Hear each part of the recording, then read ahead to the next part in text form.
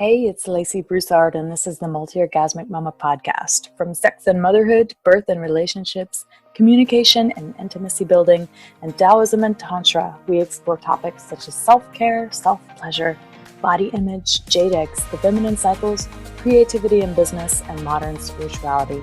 The Multi-Orgasmic Mama is a place to come for true stories and transformational advice on how to be a mama and a multi-orgasmic woman too.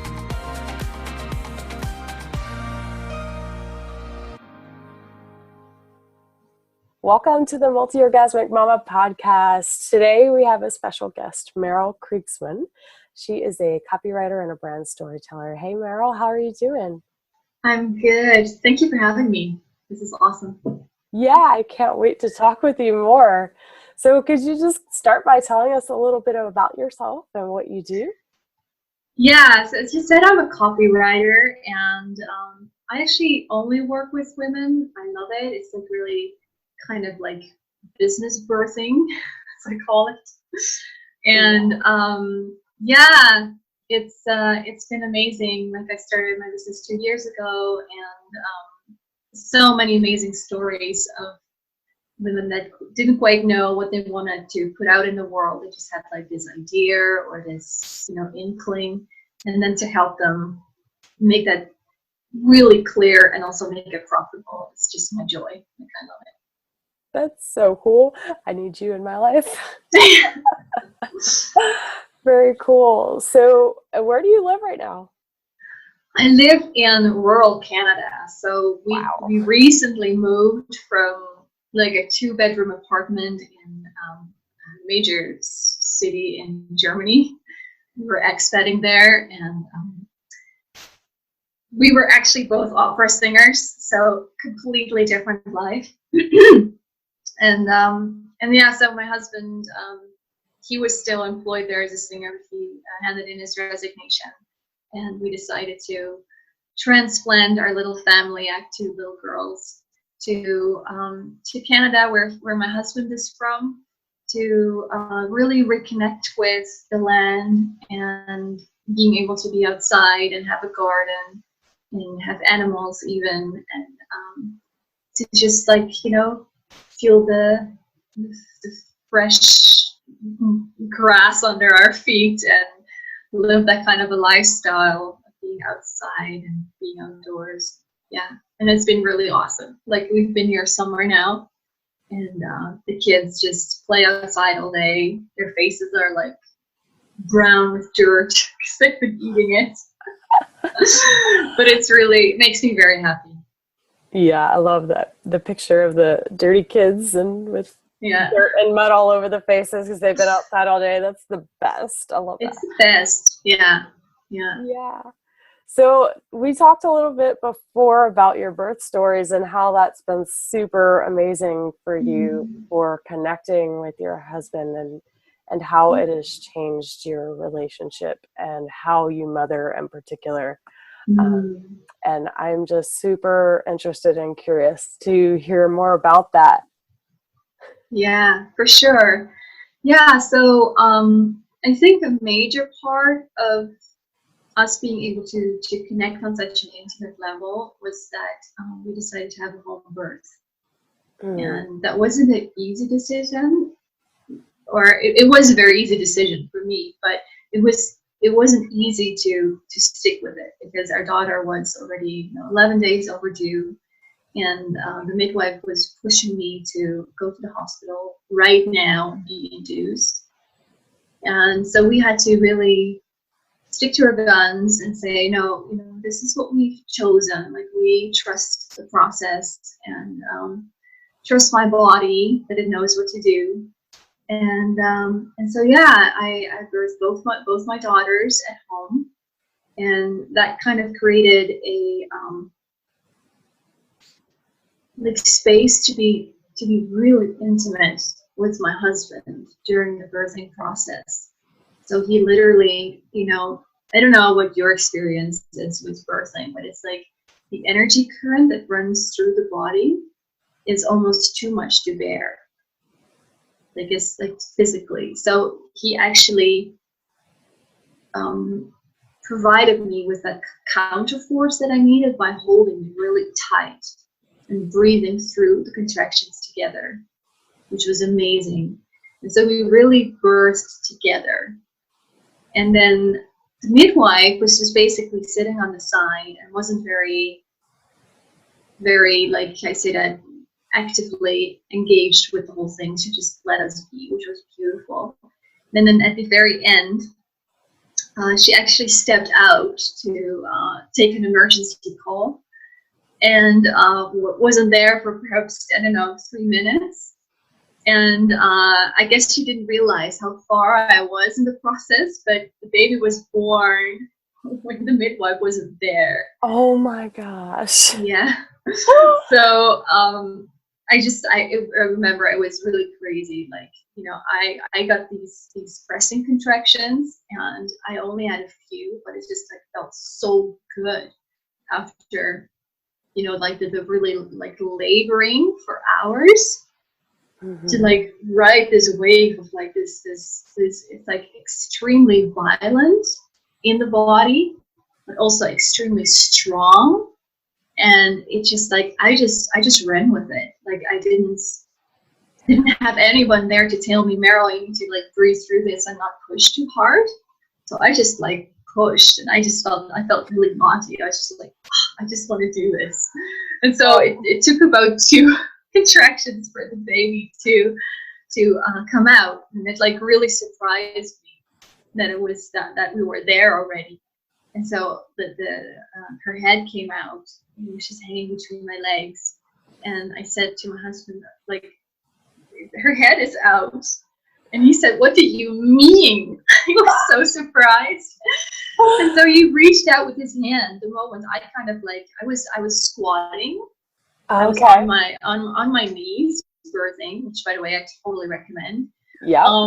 And so I lifted up, kind of like, what's happening? And that moment, her whole body fell out onto my husband's arm, and she kind of like spat to the left and spat to the right, like, and there she was, and she looked my husband in the eyes, and this kind of all happened behind me because she fell. You know, like my husband was sitting behind me. So he was the first to actually hold her and look her in the eyes. And so that was amazing. What wasn't amazing was the fact that I completely tore myself, of course. It being my first birth, like she was over 8 pounds, like 8-9 pounds. And and I had no midwife to guide me through that, you know, last phase. So the second, like, huge, how you say that, thing that required all my husband's love and intimacy was helping me get stitched up. Like, he literally had to hold the skin while the midwife was stitching me, and that was really nasty. Like, that hurt a lot. Yeah. But it's like all these things combined, the breathing through all the contractions together, then actually delivering the baby. Then the whole like process afterward, he really showed who he was in the most incredible way. Like, after that, I just knew, I knew, like, on a really deep level, like, I can trust this man, like, he's there for me.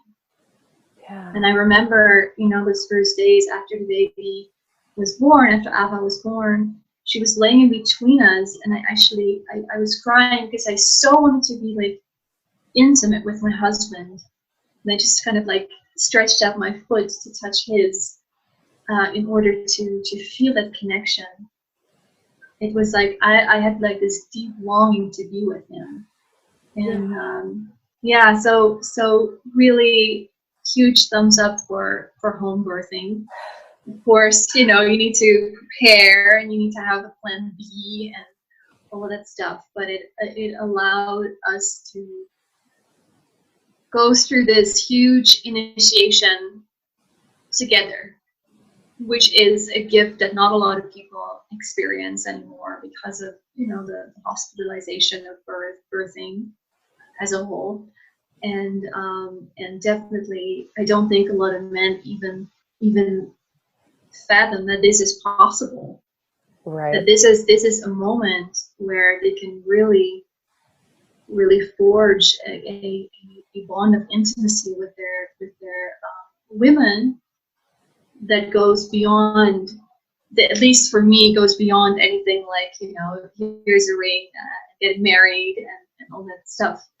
Because it's on such a visceral, super physical, intimate level, that for us, the sex has been so much better after that birthing experience together.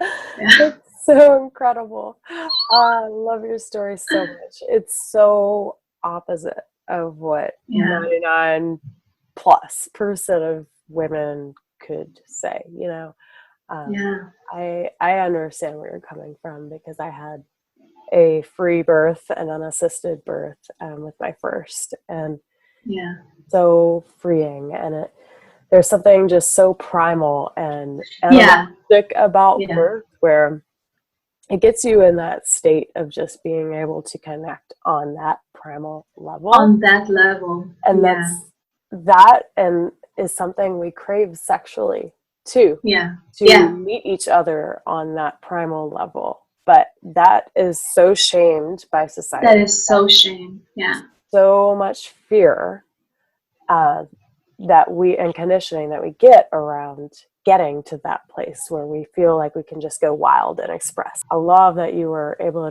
to experience that with him, because and to share that story with us, because so many women and men need to hear what is really possible when and of course birth is super unpredictable. Like, you can plan totally the best home birth ever, and it might not work out that way. If it does, like, you can have that, like, it's possible for 95% of women to have a birth just like you and I had, because really less than 5% of women actually need a C-section. So, and it's like, even if you, like, I really believe that whatever birth you have, and like some of us, like there might be women tuning in that have a husband that just plainly says, well, that's not for me. Like, that I get super queasy and I'm so uncomfortable with that. Yeah. But it's like, whatever birth you have, if you look at it from a really holistic perspective and not say like it has to look a certain way for it to be sacred, you can still have that like C-section, whether emergency or planned, and still have it be like an amazing moment of intimacy. Perhaps not on necessarily right away that physical level and that primal level, but what happens after the birth is also, I say, that it offers so much opportunity for couples to connect. Like, especially when it's like perhaps really hard in the beginning, or you have those sleepless nights together, or like it still can be an initiation. Like, it doesn't need to look a certain way. I think that's really important to let go of. Yeah, definitely. Yeah. So I'm wondering, how had this was obviously a super profound and connecting experience for you, and it initiated you into a next level of relating with your husband. So how did that spill over into, like, I mean, most women on this podcast and everyone that I know, friends, clients, whatever, they're coming to me and talking to me about how it's been really challenging after having kids to experience the level of the desire for their partner that they had beforehand, and how sex seems more like a chore because of how busy they've gotten, or just how sleepless and tired they are. And it seems like it's been the opposite for you. And I just want to hear more about how this birth experience has really shaped the course of your relationship, and how you've managed to, have and maintain an amazing sex life and intimate connection with your partner. Oh yeah. Well, the thing is that it's not always beautiful and intimate and fun, and it's just it can be really hard. It's like, I don't know about like other women, but when my body is exhausted, there is no desire. Like that's just, like plain as day. So I always look at like, how can I basically really hone in on like self-care practices so that I have ample energy to engage in my beautiful love making hot sex, after the kids are in bed. It's like, like you need a level of self-love and compassion, and really prioritizing, like what is important, what really needs to get done, what am I taking on that is really extracurricular or too much, frankly, right now, in order so that you have not just wonderful sex, but just in general your whole well-being is just kind of like lifted from a place of exhaustion, because that is a huge issue. That is for us too. Like I birthed 2 babies in the last 2 years. I started a business that boomed almost overnight. Like I have like 20K months right now. It's like really big. My husband had an emergency operation this spring on his eye. Then we moved to Canada. It's like, oh my God, like life was just like, we really chewed off a little bit more than we could handle for sure. But it's like, I think what the birthing did was that it kind of created this connection that never gets lost. Like even if we don't have sex for 2 weeks, like it is still there, and that opening is still there for us to re-engage without, like us being really resentful, or like my husband being upset with me for not having, a ton of desire all the time. And frankly, he doesn't either. I think what also for us makes a huge difference, and perhaps I'm different in that than other women, but I just for me, having wonderful sex is really a need that I have.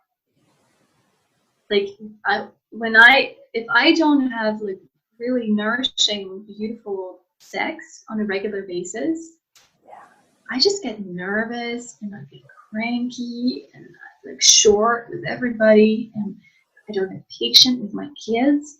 And so I do prioritize it, and I do set aside time. Like I schedule it. I make it a priority. I make sure that I implement those self-care practices that give me energy, that nourish me, instead of just like going and getting depleted. Yeah. So I think one question that's coming up that I think some people might be having is, how can you experience sacred sexuality, which is, when I say sacred sexuality, I mean going slow, taking time, the sex being nourishing, like filling you up, not feeling like you're just agreeing to having sex just to get them off your back, nourishing. Get them on your back and then get them off your back. Oh my God. Yeah. So sexuality meaning like there's a connection, it's nourishing, it's filling you up with energy. So just to clarify, that's what we mean by that. And so you say that you have this level of respect and care for your body and self-care practices that you do. So what do you do in particular to get you into this space where you can experience this sort of sexuality with your partner, even in the midst of all that you have going on with, the business that's booming, which is amazing. And your 2 little girls, and going through a huge move across continents. Like it's crazy how much you have going on, and to still be able to experience this is just like, wow, So I just what do you do? What do you do? What's the secret? Gosh, what do I do? So for me, sleep is enormously important. So we're just beyond the night nursing stage. And last night the kids were up 4 times because, mommy, I need to pee. or, like, I need a drink, or, like, whatever. But we're just past that point, and I feel so happy about that, because that is just fucking hard. Like, that is just so, like, the sleep deprivation, especially when you're both, like my husband, like, we agreed on, like, my husband picks up the baby and brings it to me, I nurse, and then I say, hey, I'm done, and then he brings it back. So I don't know if that was the smartest thing to do, but that's what we did, and we kind of shared that, but we were both totally, like, sleep deprived. Probably still am. Like, we're just, like, weeks after, like, the last night milksies for my youngest daughter. So definitely sleep, napping, planning spaciously, and I'm taking my own advice here. Like, when you have clients and you have busy business, don't stack your agenda, like, against yourself. Yeah. Like, you have to plan spaciously. So, for example, I know that for, a complete website project, I can do it in a week, but I probably should schedule 2 weeks for it to be really beautiful and to guide my clients through that whole, like, birthing experience of the business and do research on their behalf, like, all that stuff. Like, it needs time. So give yourself time, even though you feel you can't, because I don't either. Like, I feel I have to squish it all in. Right now I'm the sole provider for a family, so it's like you have to make that choice, that decision. Yeah. I just feel that when I'm rested and I feel sensual, then there it starts to kind of give me that extra energy that you need to make love in a beautiful way. So what I do to feel sensual is dress myself really beautifully. Put on a little necklace, or like, comb my hair, or put on a beautiful lipstick, and like what I did last week. I took an Epsom salt bath on Monday morning. Like, I was like, the whole world is working, and I'm taking an Epsom salt bath. Oh my God. And especially when you're self-employed, like, geez, like, sometimes I have to work into, like, the weekend, and so yeah, I get to have a bath on Monday morning. That's awesome. I do that sometimes too. It'll be like a Wednesday, and I'm like taking a bath at 11 o'clock after I went for like a 5-mile run, and I'm like, I'm probably one of the only people in the world right now taking a bath at 11 o'clock after a 5-mile run on a Wednesday. Like, this fucking rocks. This is awesome. Just like, yeah, so definitely do those things. Like, especially when you're self-employed. Like, I don't know how much of your people that you that are going to tune in are I think a lot owners. Yeah. So if you're gonna, like, if you're constantly going the extra mile, and again, I'm taking my own advice here, if you're constantly going the extra mile with clients and really serving on a deep level, like, I had a client last Thursday. She's doing an about page with me, and so we're looking for, like, the core of her story.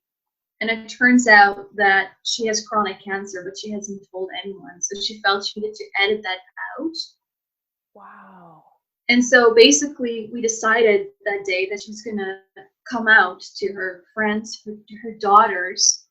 So it's like huge life stuff that comes up when you're doing coffee. But it's like, like, I need to then also be able to recharge somehow and take responsibility for that, and not think, well, that was one client and that was one day, and now the next day I'm going to work on the stuff, the copy for client, and just work, mother. Like, it's not going to work. That's not a sustainable thing. So look for those things that really bring you joy and really nourish you. And for me, that might be watching a beautiful movie with my husband, and or watch something that is really romantic. That is always lovely.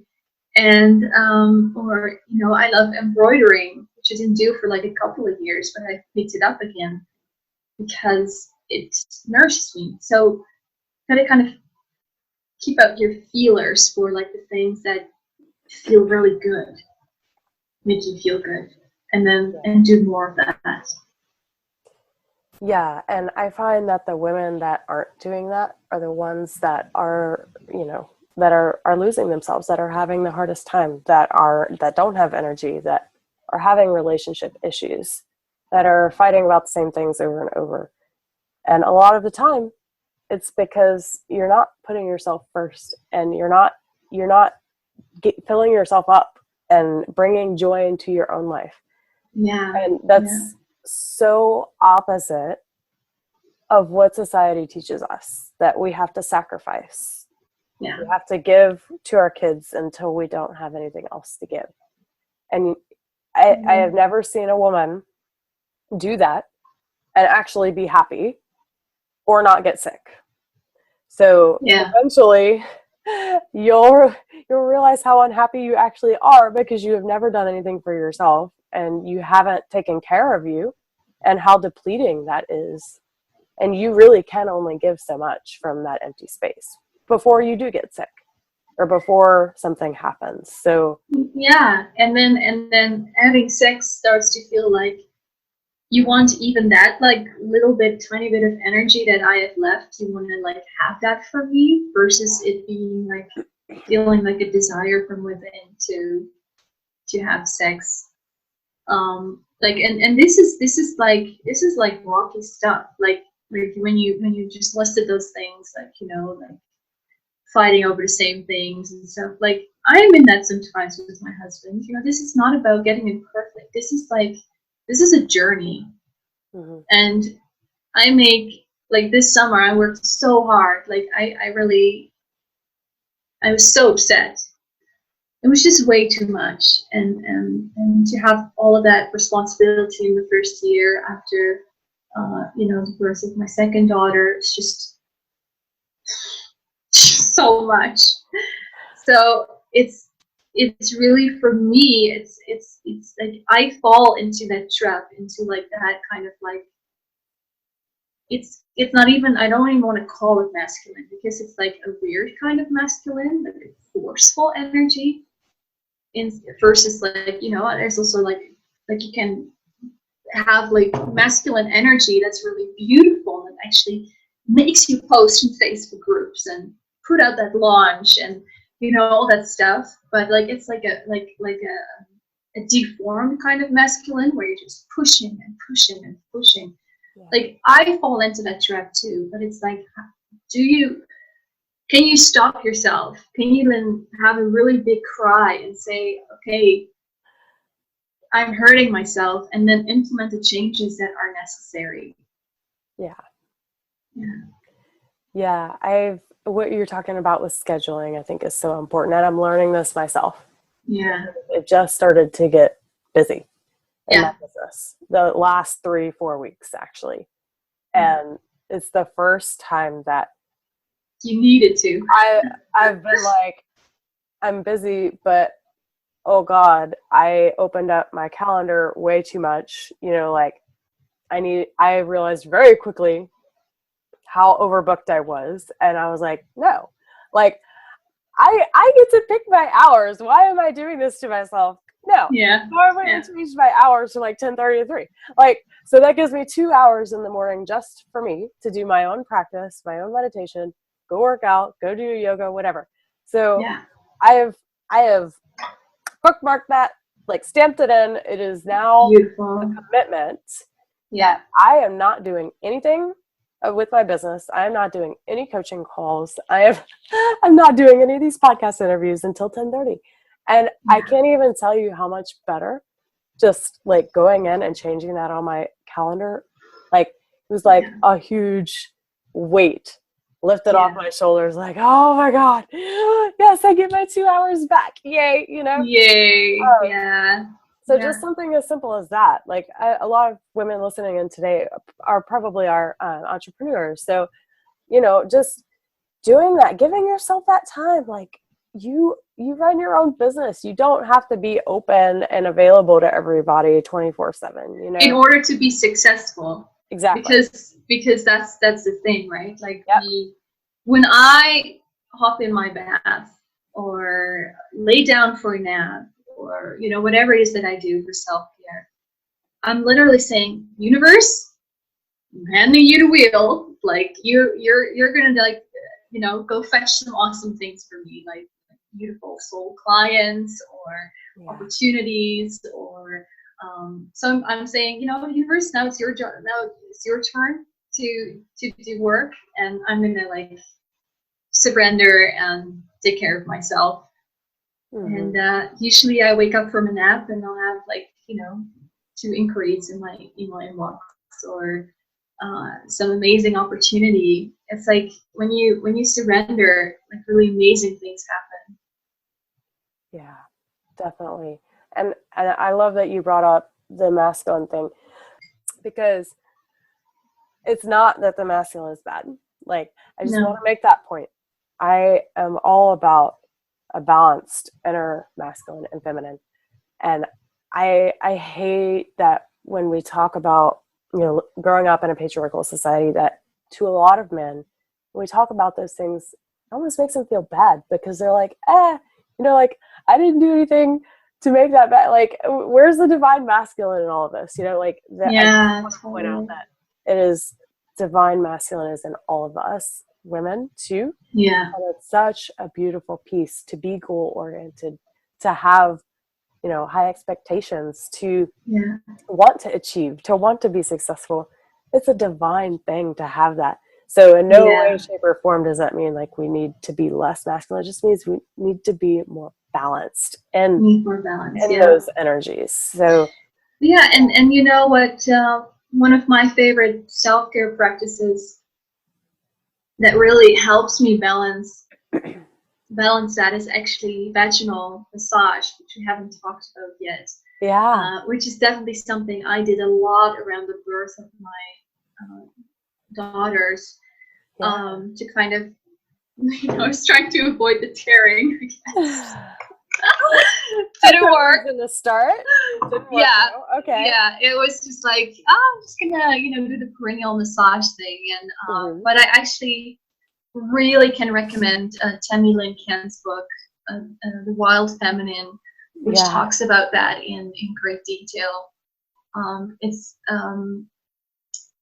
basically the fascia. Do you pronounce that correctly? I think it's fascia. Yeah. Fascia. Yeah, I was thinking it sounds a little weird. Yeah. In the vagina, and then up into, like, the inside of the pelvic bowl, are so tight from just hang in there, you know, just like schedule more client calls and get yourself out there, and kind of like that deformed masculine behavior. That our whole area there is in lockdown.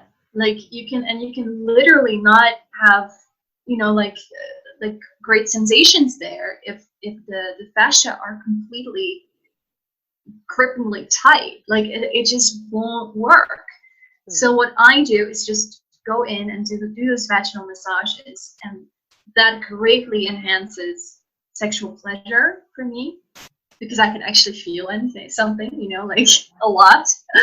So that's really wonderful, and it's really interesting if you do the left side first or the right side first, and then feel how more engorged it feels, and just alive and vibrant.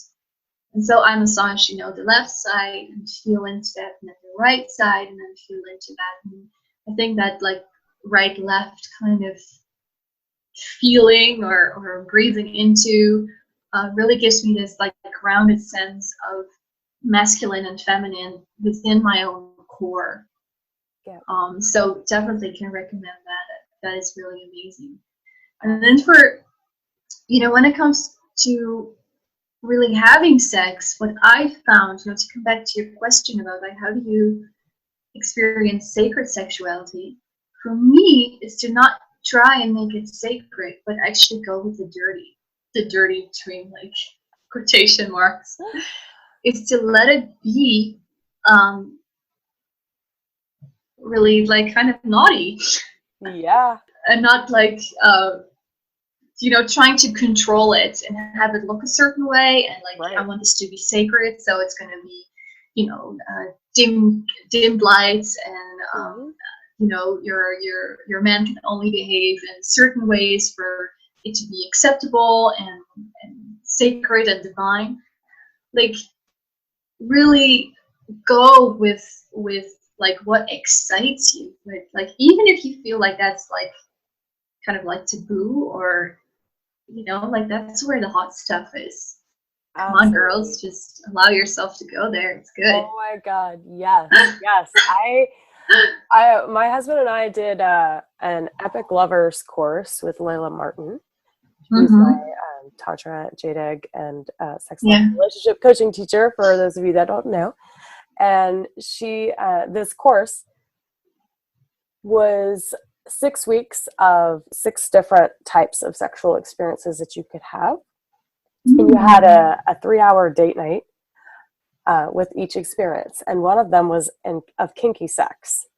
And I remember being so terrified. Like, I will do like a whole podcast on this one time. So we will go into all this, I promise. But the kinky sex date night, we were so fucking terrified. I think it took us like 3 weeks just to plan the thing and like be able to schedule it in. And you know what? It turned out being one of our favorites. And I absolutely love it, because now like it's opened up such a different side of what you were saying.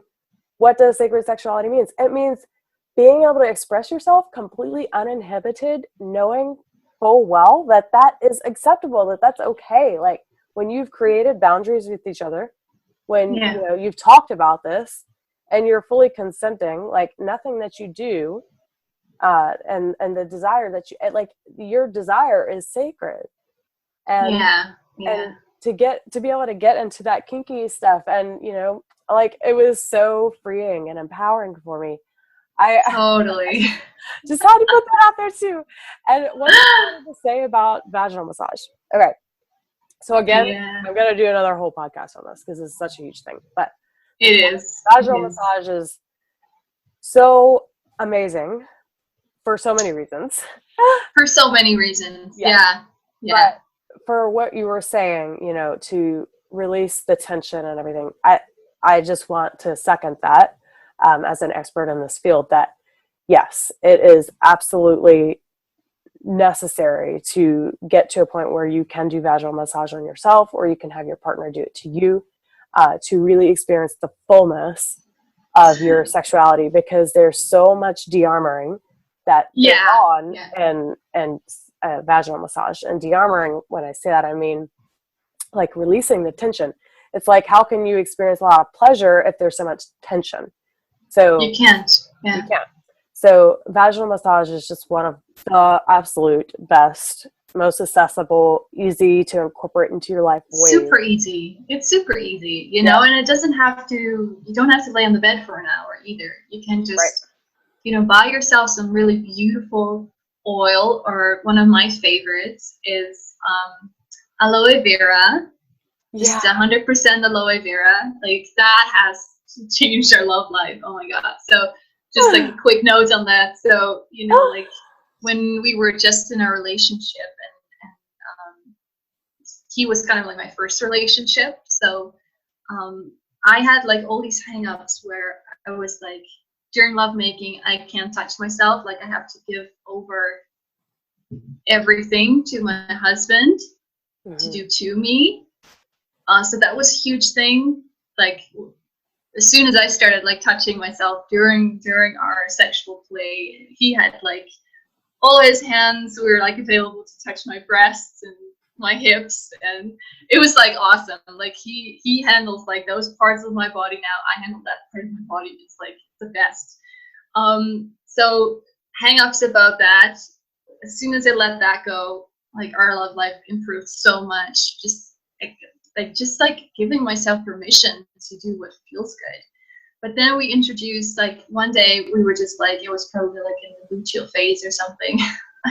I wasn't so terribly moist down there, and so I just grabbed whatever was standing on the night desk that day, which was aloe vera. Like, let's give it a try. And so we've been using that ever since, and just not making not being super lubricated a thing, especially when you're nursing babies and stuff. It's like, it's going to be a little drier. And it doesn't mean that you are no sexy woman anymore. It doesn't mean that, you know, there's something wrong with you or that you lack desire or, you know, just like stop that conversation altogether. Oh God. Get yourself a bottle of like aloe vera gel and like have some fun. Yeah. And that's non-concordance. Women are non-concordant, meaning like you can be dry and turned on at the same time. Whereas men, when they're hard, they're usually turned on. Right. Yeah. So, but women don't do that. So it's totally, yes, you can totally be turned on and dry and there's nothing wrong with you. So and there's nothing wrong with you. Yeah. So I guess that's my overall message. You know, like give yourself permission to not turn things into like this huge story of like, either, you know, like I would like to touch myself. So now I'm emasculating my husband because I'm taking charge during the lovemaking. Or, I need a little bit more lube, like this means I'm a dry hag. And, you know, like we say all these like super nasty things to ourselves. And if you can just say like, have no judgment about what it is that you need in order to be sexually fulfilled and have it be nourishing and fun for you, like that should be your priority, not how it looks. Absolutely. Yes. I love that. And so I have one last question for you. Do you have any tips or advice, one or two, on being a multi-orgasmic mama? In order to feel rested, get yourself an awesome support team. Definitely get yourself a bottle of aloe vera gel. Like, it's the best. Buy Tammy Lynn, what's her name? Tammy Lynn Kent's book. Yeah, on Wild Feminine, Mothering from Your Center. Just really nourish yourself in general with like books on this topic to keep it alive for you. Make things a priority, you know, like lovemaking. If you need to schedule it in, then schedule it in. Like, it doesn't mean anything. Don't make things mean stuff. Just do whatever feels good. Yeah. Yeah. Awesome. I love those tips. Those are great. Yeah. And Tammy Lincoln's book is one of the first books that I read to really dive into vaginal massage. And when I was really breaking through shame around my body and touching my own body, it was the icebreaker for me. So yeah, if you're looking for a great first book, that is absolutely the one that I would recommend as well. Beautiful. Awesome, Merel. Well, thank you so much for being on today. I love everything we were talking about. Totally lights me up. So. Yeah, awesome. Well, insights and your wisdom, and so thank you for being on.